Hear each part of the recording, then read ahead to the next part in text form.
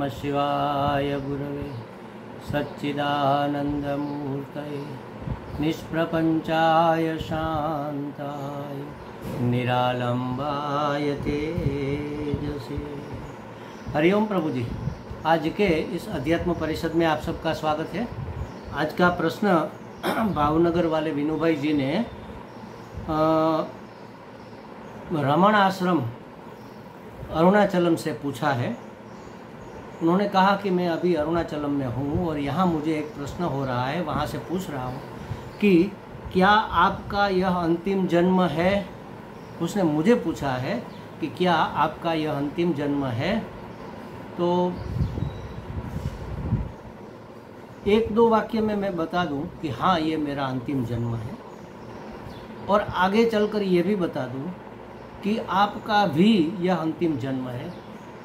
इससे भी आगे चलकर ये बता दूं कि मनुष्य मात्र का अंतिम जन्म है। अब कैसे इसको समझ ले जरा।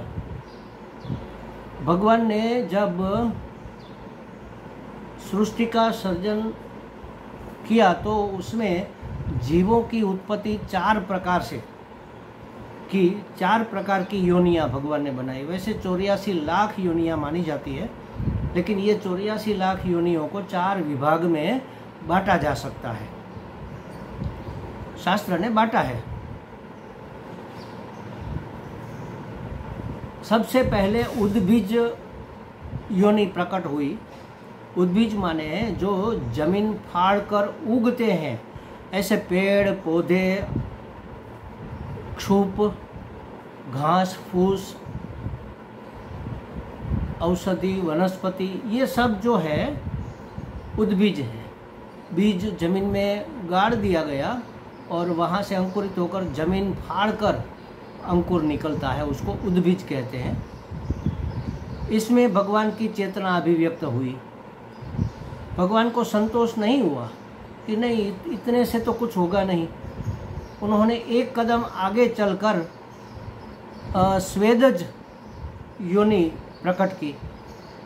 स्वेदज माने घाम, जिसको कहते हैं घाम, गर्मी, पसीना या कह लो, घाम कह लो, बाष्प कह लो।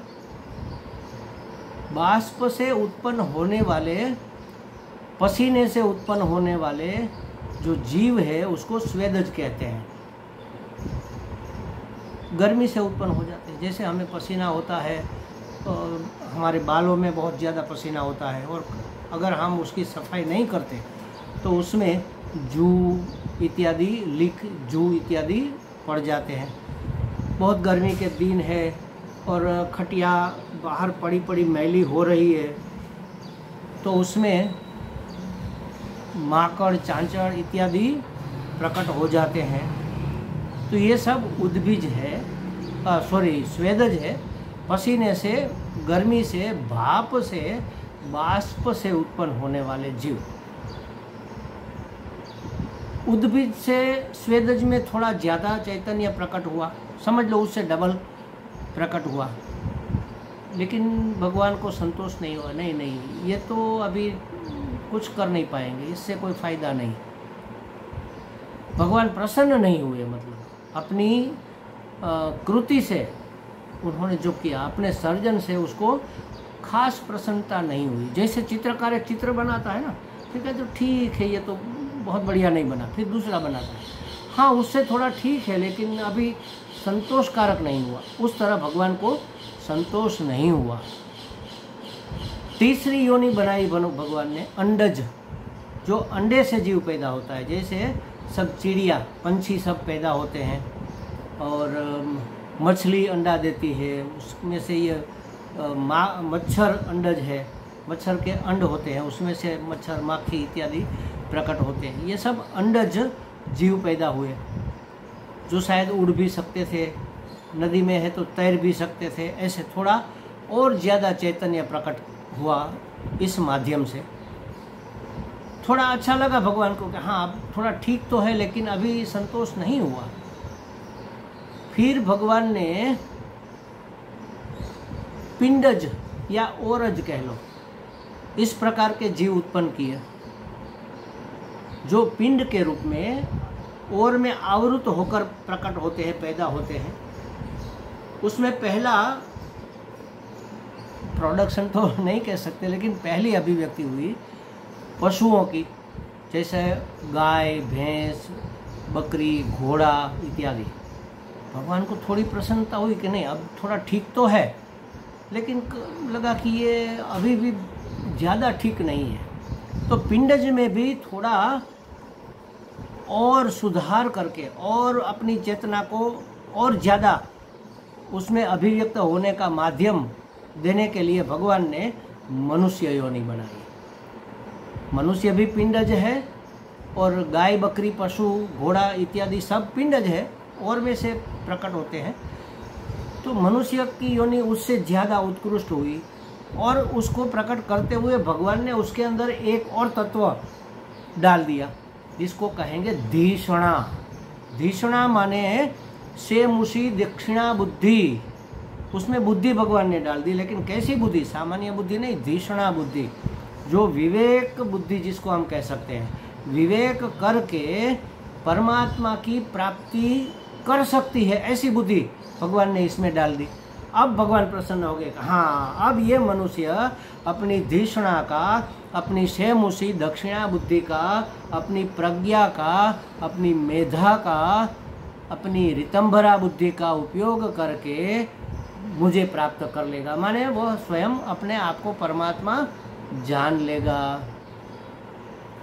अब जब उसने अपने आप को परमात्मा जान लिया, जानकर मान भी लिया, तो अब जन्म लेने का कोई कारण नहीं रहा। ये अंतिम जन्म, अंतिम योनि है मनुष्य योनि। तो भगवान ने तो सब साधन सरंजाम देकर हमें भेजा। तीक्ष्णा बुद्धि दी, दक्षिणा बुद्धि, सेमुषी दक्षिणा बुद्धि हमें दी, विवेक बुद्धि, आसान शब्दों में कहे तो हमें विवेक बुद्धि दी कि क्या करना चाहिए और क्या नहीं करना चाहिए, क्या योग्य है और क्या अयोग्य है, क्या शुभ है और क्या अशुभ है, क्या अच्छा है या क्या बुरा है। ये नहीं हम कह सकते। अच्छा तो हमें लगता है, बहुत कुछ अच्छा लगता है, लेकिन वह हमारे लिए कल्याणकारी है कि नहीं है, यह बुद्धि सब में है, लेकिन हम सब उसका उपयोग नहीं करते। उसको कहते श्रेयस और प्रेयस की बुद्धि। हमारे सामने जो भी चीज़ आती है, उस चीज़ का इस्तेमाल करने से हमारा श्रेय होगा कि प्रेय होगा। श्रेय माने तत्काल सुख मिलना। जैसे समझो हम सो रहे हैं, थोड़ी नींद उड़ी थोड़ी नहीं उड़ी, लेकिन हम सोते रहने में अपना प्रेय मानता है, मज़ा आ रहा है, चलो थोड़ा और सोते हैं। लेकिन शास्त्र क्या कहता है? उठ जाग मुसाफिर, भोर भई अब रैन कहाँ, जो सोवत है, जो सोवत है सो खोवत है, जो जागत है सो पावत है। उठ जाग मुसाफिर, भोर भई। माने क्या?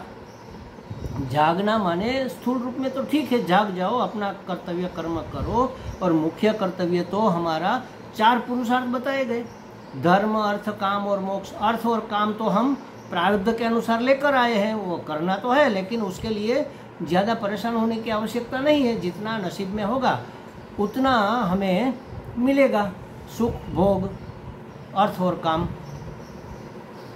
लेकिन उसको करना धर्म के रास्ते से है, करना तो पड़ेगा, लेकिन धर्म को ध्यान में रखकर करना पड़ेगा। ये तीनों, धर्म, अर्थ और काम, ये तीनों परम पुरुषार्थ जिसको कहते हैं मोक्ष पुरुषार्थ, उसकी प्राप्ति की पूर्व तैयारी है, और हम उसी में उलझ कर रह गए। कहाँ से सुख मिलता है, कहाँ से सुख मिलता है? विषय भोग में। तो विषय भोगो, कामना करो, ये प्राप्त करो, वो धन प्राप्त करो, पद प्राप्त करो, प्रतिष्ठा प्राप्त करो और सुखी हो। तो ये प्रेय है महाराज। ये शुरू में तो अच्छा लगता है, लेकिन ये दुख कारक है, ये बंधन में डालता है। जो मनुष्य जन्म हमें मुक्त होने के लिए अंतिम अवसर के रूप में मिला था, उसको हमने संसार चक्र में फंसाने का माध्यम बना दिया। क्यों? कैसे बना दिया? नहीं उठे, नहीं जागे। उत्तिष्ठ जागृत प्राप्य वरान्नी बोधत। शास्त्र कहता है उठो, जागो और महापुरुष के पास जाकर शास्त्र सम्मत बोध प्राप्त करो। कौन सा बोध? मुक्ति के लिए बोध प्राप्त करो कि हमें मुक्त होना है तो हमें क्या करना चाहिए, किस प्रकार की हमारी जीवन शैली, हमारी जीवन रीति होनी चाहिए, जिससे कि हम बंधन में न पड़े और खुशी खुशी अपना जीवन बिताकर आत्म तत्व को परमात्मा तत्व में विलीन कर दे, मिला दे। जैसे गंगा जी अपने आप को समुद्र में समर्पित करके समुद्र हो जाती है, उसी तरह हम अपने व्यक्तित्व को, व्यष्टित्व को समष्टित्व में समर्पित करके परमात्मत्व को प्राप्त कर ले। इसके लिए हमें यह मनुष्य जन्म मिला है। यह अंतिम जन्म है महाराज। आपने कहा कि आपका यह अंतिम जन्म है, तो मैं कहूँगा हाँ, ये मेरा अंतिम जन्म है और मैं भगवान का बहुत आभारी हूँ, गुरुजनों का इतना कृतज्ञ हूँ मैं कि उन्होंने मुझे सही रास्ता दिखाया। विवेक बुद्धि हमारी जागृत कर दी। भगवान ने दी तो सबको है, लेकिन जागृत नहीं हुई है, सो रही है। इसलिए कहते हैं कि उठो, जागो, अपनी विवेक बुद्धि को जगाओ, अपनी धिषणा को जगाओ। परमात्मा प्राप्ति के लिए जो तुम्हें साधन मिला है, उस साधन का उपयोग करना है, कैसे करना है, कब करना है, क्यों करना है, ये जानकर लग जाओ। लेकिन हम तो लगे पड़े हैं विषयों के भोग करने में, बंधन को और ज़्यादा मजबूत करने में। हर जन्म में 2 आंटी और लगा देते हैं मजबूत करने के लिए। महाराज हमें मुक्त होना है, इसीलिए ये मनुष्य जन्म है। ये हम जान गए हैं, सब जान गए, मैं भी जान गया हूँ, लेकिन मैं मानता हूँ, आप मानते नहीं। जान लो और जानकर फिर मान लो और मानकर उस बात को दृढ़ कर लो, निष्ठ हो जाओ, तब आपकी मुक्ति होगी। शायद मुझे मुक्त करने के लिए ही हमारे दोनों महान गुरुओं ने हमें यह नाम दिया है, नित्य मुक्तात्मानंद। जो नित्य है, जो सत्य है, जो परम है, परमात्मा है, उसमें निष्ठा, नित्य निष्ठानंद, निष्ठा, उसमें निष्ठा कर लेने वाला और निष्ठा का जो आनंद प्राप्त करता है वह आत्मा। ऐसा हमें नाम इसीलिए शायद मिला है कि हमारी उसमें निष्ठा हो जाए। अभी हमने जान लिया है, मान भी लिया है, निष्ठा भी हो रही है। उस निष्ठा को बस अब और दृढ़ करना है और कुछ नहीं करना है, तो हमारा यह अंतिम जन्म होगा। आपका भी अंतिम जन्म हो सकता है, सबका हो सकता है। सभी मनुष्यों को अंतिम जन्म ही मिला है, क्योंकि उसके अंदर विवेक बुद्धि भगवान ने दी है, लेकिन हम उस विवेक बुद्धि को जगाते नहीं हैं।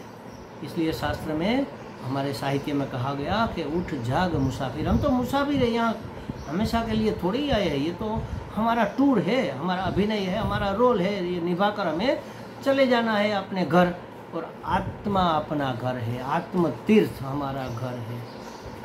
तत्व को जानकर उस तीर्थ में विलीन हो जाना है। तत्व तीर्थ हमारा घर है। तत्व ही, आत्मा ही परमात्मा है। तो परमात्मा जैसे गंगा समुद्र को प्राप्त हो गई, उसी तरह हम आत्मा परमात्मा को प्राप्त हो जाए। इसीलिए हमें यह अंतिम जन्म मिला है। ये अंतिम जन्म हर एक का अंतिम जन्म है महाराज, मेरा ही नहीं।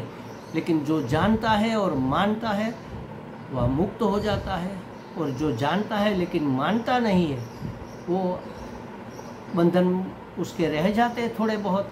अगले जन्म में उसको वहाँ से आगे प्रयत्न करना होगा। हमें लगता है वीनू भाई जी को कुछ स्पष्टता हो गई है। हरि ही।